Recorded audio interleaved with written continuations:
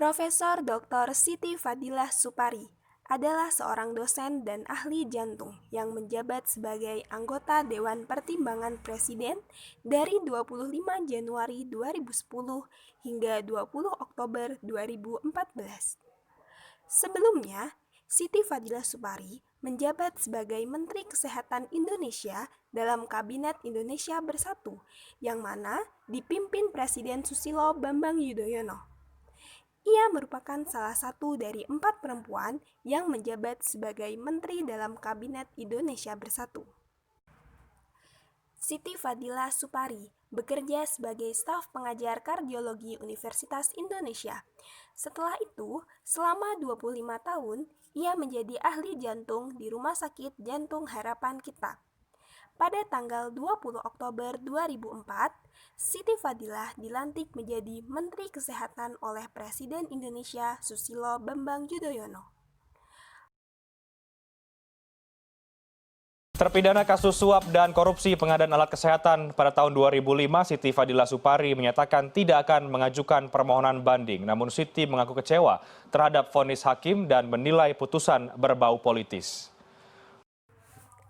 Pada Jumat 16 Juni 2017, mantan Menteri Kesehatan Siti Fadilah Supari divonis 4 tahun penjara oleh Majelis Hakim pada Pengadilan Tipikor Jakarta. Siti juga diwajibkan membayar denda sebesar 200 juta sekitar subsidiar 2 bulan kurungan. Menurut Majelis Hakim, Siti terbukti penyalahgunaan wewenang dalam kegiatan penggandaan alat kesehatan guna mengantisipasi kejadian luar biasa atau yang sering kita sebut dengan KLB tahun 2005 pada Pusat Penanggulangan Masalah Kesehatan atau PPMK Departemen Kesehatan. Dalam pertimbangan yang menyebabkan Majelis Hakim menilai Siti tidak mau mengakui perbuatan. Selain itu, perbuatan Siti tidak mendukung pemerintah dalam memberantas korupsi. Meski demikian, Siti bersikap sopan dalam persidangan. Selain itu, Siti telah lanjut usia dan pernah berjasa dalam mengatasi wabah flu burung di Indonesia. Penyalahgunaan wewenang yang dilakukan Siti menyebabkan kerugian keuangan negara sekitar 5,7 miliar. Sangat shock, sangat kecewa. Kok fakta persidangan kok nggak dipakai? Kalau fakta persidangan dipakai mestinya nggak segini. Nah, kalau apa gunanya kita itu sidang berkali-kali dengan biaya negara, dengan ini, tapi fakta persidangan dipakai sama sekali. Ya memang yang berkuasa untuk menentukan hukuman kan mereka. Kasus kematian unggas akibat flu burung bukan kali ini saja terjadi di Indonesia. Bahkan pada tahun 2005 lalu, kasus virus flu burung bahkan sampai menimbulkan korban jiwa. Pada kasus flu burung, sebelumnya WHO telah menyatakan bahwa virus flu burung menular. Namun, dengan tekad yang kuat, Siti berhasil mematahkan pernyataan WHO dan memberikan bukti bahwa flu burung tidaklah menular. Siti mengatakan tidak ada vaksin untuk flu burung. Juga, Siti membuktikan tidak perlu vaksin. Virus flu burung tidak menular. Hingga akhirnya, Siti menghentikan penyebaran flu burung yang saat itu memiliki lonjakan kasus setiap harinya. Siti mengabarkan kembali bahwa ia menghentikan flu burung tidak pakai vaksin, tapi pakai politik.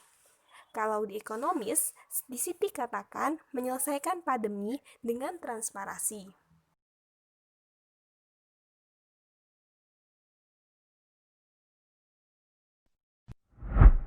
Baik, saya sekarang sedang bersama dengan Ibu Siti Fadilah, mantan Menteri Kesehatan Republik Indonesia yang pernah berjuang untuk melawan flu burung SARS, Bu, ya, itu pada tahun 2005. Oke. Dan di sana kalau saya baca semuanya, Bu, Ibu ini sebenarnya sebagai seorang pahlawan yang berhasil menghilangkan flu burung di Indonesia dan di dunia, itu benar nggak, Bu? Jadi membatalkan penetapan pandemi flu burung oleh WHO. membatalkan Ya, penetapan pandemi. Iya. Oh ya, oke. Tapi Bu, sebelum ke sana Bu, Ibu di penjara saat ini. Kebetulan saat ini lagi tidak di penjara, beliau lagi di rumah sakit saat ini karena satu dan dua hal. Tapi Ibu di penjara karena dituduh korupsi sebesar 6 miliar, Bukan. 1,3 miliar. Saya itu tidak menerima sepeser. Betul, tapi Ibu dituduh Ya, korupsi.